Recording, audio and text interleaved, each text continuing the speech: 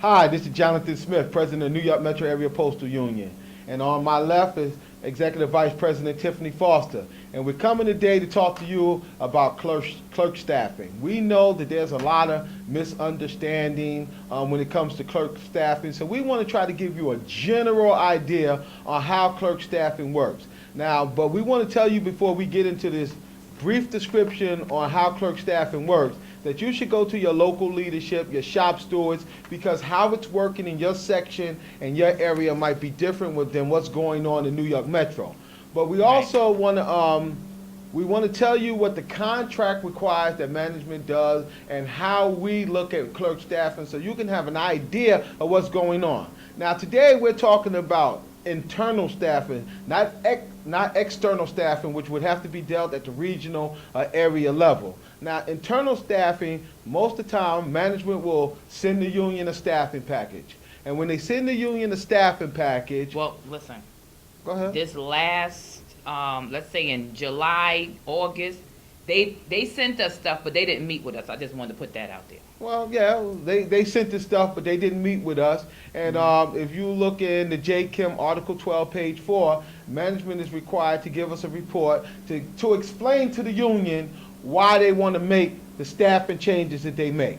Now, usually what will happen is management will send us a staffing package, and the staffing packages usually are broken up by sections. And when it's broken up by sections, it becomes very important because a lot of people are talking about retreat rights, and we're going to get to that in a minute. But when it's broken up by sections, management will usually reduce the complement in the section. And what I mean by reduce the complement in the section, they will abolish a job. What is an abolishment? Abolishment is when they get rid of an occupied duty assignment. For example, if you have 15 employees in the section and when the staffing is done you only have 14, then management has reduced the complement in that section. They're forcing a person out of the section. Now, when they... Go ahead. Abolishment can be found in Article 37.1. Article 37.1 gives you the definition of abolishment. And it's very important that you know what an abolishment is, because when management abolishes a job and they reduce the complement of the job, you no longer are going to be looking in Article 37 to look at what management has to do. This will push you to Article 12. And Article 12 is where they talk about what management must do. Anybody that regularly does not belong to the section must go. Anybody that's put in the section from another craft must go. Any PSEs that might be in that section should not be in that section because management is reducing the complement, so they do not have an argument on why PSEs should be in that section. You want to add anything to that, Tiffany? Yeah, I just wanted to read what you were just talking about, but in Article 12, page 16 in the JSON, what it says about an internal in-section excessing, meaning when a duty assignment is abolished, management, and this is the clerk craft we're talking about, management has to identify the number of duty assignments remaining within the section occupied by the clerks junior to the senior clerk whose duty assignment was abolished or reposted and post for bid to currently qualified clerks within the section. So this is saying that management has a responsibility once they begin to abolish, once they say that they're going to abolish a job, they have to identify the junior employees within that section. So say if they don't identify the junior person and abolish their duty assignment, and they abolish someone senior to that junior person, then that means now there's an internal in-section bidding process that has to take place. So I just wanted to... And when the in-section bidding, that internal in-section bidding takes place, then everybody job that management has decided to keep that's below that senior employee that's impacted, those jobs must be reposted. This is what a lot of employees refer to as an in-section bid. This is what the in-section bid is. But a lot of times what management is doing lately, they are creating new bids, they are abolishing new bids, and they are reposting new bids at the same time. A reposting means that they're changing the job more than an hour, or they're changing the rest days. The contract says that in those cases it must be posted installation-wide, except in this case, because it's an in-section bid, any bid that's newly created, any bid that's reposted, any bid that they decide to keep in the section must be in an in-section bid. It only can go to the people in that section before it can be offered to the rest of the people in the installation, because you cannot force people outside the section and then give other people an opportunity to come right into that section that you just forced people out of. So you have to. Now, if they were not reducing the complement, say they were just reposting jobs, but the complement was going to remain the same. They started with 15, they're going to end with 15. Even if the most senior person job is reposted because they're changing their bid more than an hour or they're changing their rest days, then that bid must be posted installation-wide. Now, our job is to police and enforce the contract.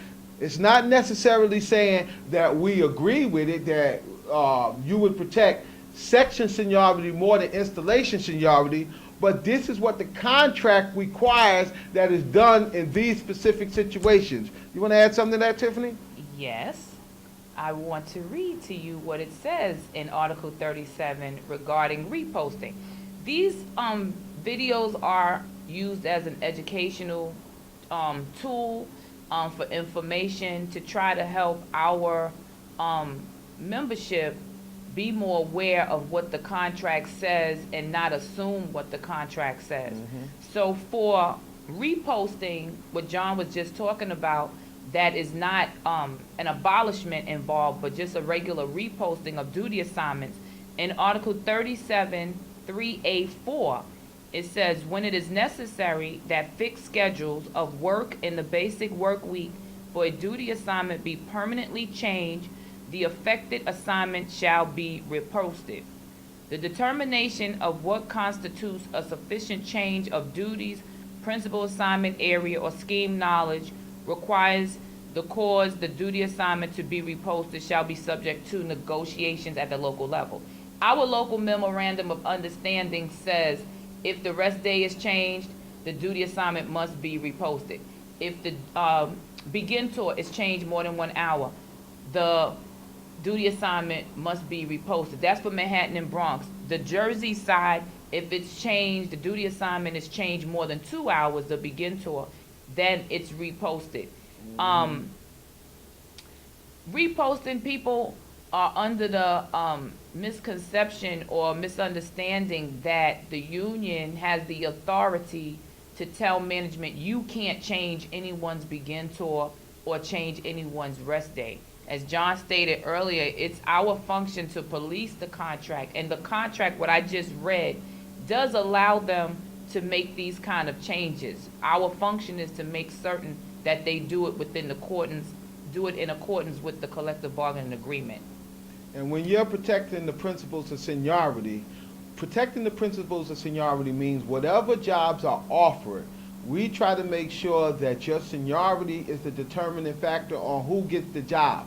Not a determination on what hours are posted, what rest days are posted. No, whatever is posted, your seniority should be the deciding factor on what gets the job. Now, there's another provision in there that management may be allowed to canvass. But when Tiffany was talking about subject to the local negotiations, don't mean that at that time we sit down and we bargain with management. Right. It means that we apply the local memorandum that has already been negotiated to this situation. Right. And what does the local memorandum says? In New York Metro, Tiffany went over what the local memorandum says, and at that point, we must apply that language at the time, not sit down with a separate negotiation like we're going to make a decision to do this for this case or that for that case. Right. Because we have a responsibility to the members to be fair and consistent in our decisions on what is allowed and what is not allowed in accordance with the contract.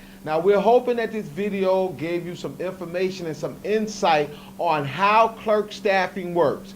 How does it work in your specific area? You should talk to your local leadership to get an idea of what's going on. But right now, we're hoping that this video calms down some of the confusion as opposed to what you think should happen as to what the contract says should happen.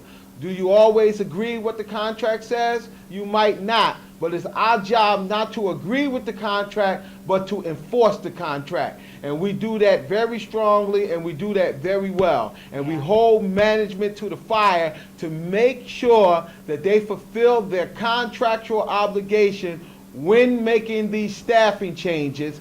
Nothing in the contract says that they can't make staffing changes, but it says that they must make them in accordance to the requirements of the contract. That's your collective bargaining agreement, that's your local memorandum, that's maybe some LMOUs. It depends on the situation. Each situation is different. You want to add something, Tiffany? I do want to add that we need our membership to be aware of who's in charge of changing staffing. It is not a function of the union to change the staffing. That is not our job. That's a management function. So we need you, when changes come about to your duty assignments, don't be afraid to ask management, why are they making these changes to your duty assignment? You have every right to ask those questions, and you should.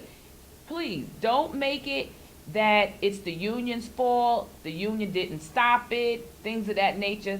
As we explained earlier, and I read, the contract does allow them to make changes to duty assignments, but we police and make certain that they're doing these changes in accordance with the contract.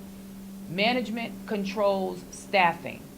They change, they create, they abolish, they revert. Those are the decisions that management makes under Article 3. That is not a union function. So I just kind of wanted people And to you're right, understand Tiffany. that. But hopefully that gives you the information that you need. God bless until we talk to you again. I was trying to tell you because we was down to a minute.